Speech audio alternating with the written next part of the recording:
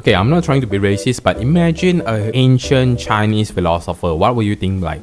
I would imagine like Master Sifu, like a guy, very skinny, very small, with a lot of beard. Then he looks like he has a lot of wisdom. That he like literally looks like a Shifu that knows how to do kung fu.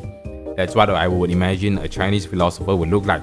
But I'm going to tell you the history of the strongest philosopher, which is whatever the opposite that I described just now. So the philosopher itself, it's called Kongzi. By the way, I'm going to tell you that whatever I say over here is fully on entertainment purpose only, because even though this is like a real record in the history of China, Kongzi is actually the founder of Confucianism, which is a philosophy where they teach you how to be kind, how to be a good person, and how to maintain relationship with other person, which is to be kind again. He teach you about morals and stuff. That's one thing that they never actually talk about, and based on the fact, on the research that I actually found, Kongzi is not what you think. He is a strong, freaking, tall man that has insane amount of power. Let's start with the height that he has. I'm gonna use Shaquille O'Neal as an example, the retirement NBA star. Shaq itself is 2.16 meter high, which is a very tall guy. To me, Shaquille O'Neal is a giant. Let's look at this picture again. This picture is Shaquille O'Neal and Yao Ming, which is also a retirement NBA star. Yao Ming is 2.29 meters high, which is also very high. Kongzi itself, he is 2.21 meters high, which is taller than Shaquille O'Neal and slightly shorter than Yao Ming. He's not just high, he also has insane amount of strength. Okay, so according to the record of the grand history of China, it refers that Kongzi has unusual amount of strength. He has a strength that can actually handle a tiger. He is actually good at archery and chariotery. As a person who studied philosophy, he's actually good at fighting as well. He's also good at war. And one of the very fun facts I actually found is that Kongzi itself, he can single-handed hold and lift a crossbar of a massive gate of a massive castle. Alright, this is actually a massive door, a gate of a Chinese castle, and usually the door is like 6 to 8 meters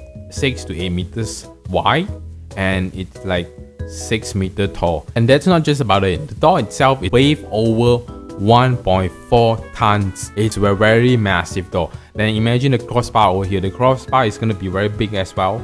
I actually do a research. A crossbar is actually of a door where they actually stuck the door itself. It's like 4 to 6 meters long, and also it's about 600 to 800 kilograms heavy. And he is able to single-handed move the crossbar and put it on the door itself. And usually it takes 6 to 12 strong army to actually do this. He's able to do that himself. This is a picture of a normal human being beside a door.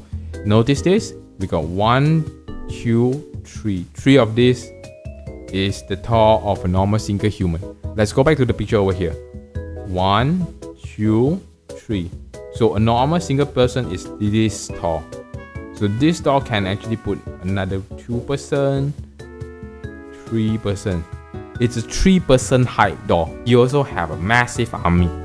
During his peak of his career, he has a power. He has the army of 4,000 person. They call it students because he teach philosophy. By the way, I also know a fun fact about Kongzi, because Kongzi actually has a giant sword on his belt.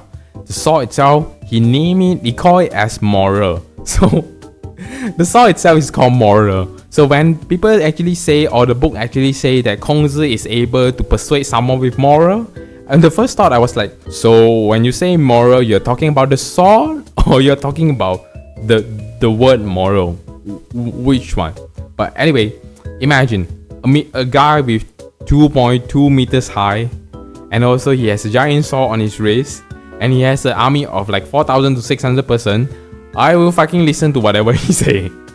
That's me. That's me. Even I'm an emperor, I'm just gonna say that, okay, never mind, you just teach me whatever you want.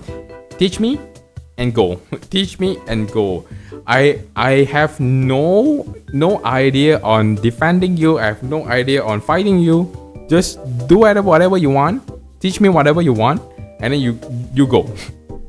That's about it. That's actually very fun history that I actually found. half of it is actually me estimating, because the record of himself being so tall with a lot of students and with a great saw, that is real.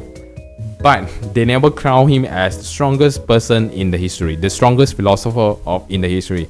And that's why I want to share this story with you. That's about it. Subscribe. See you tomorrow. Bye.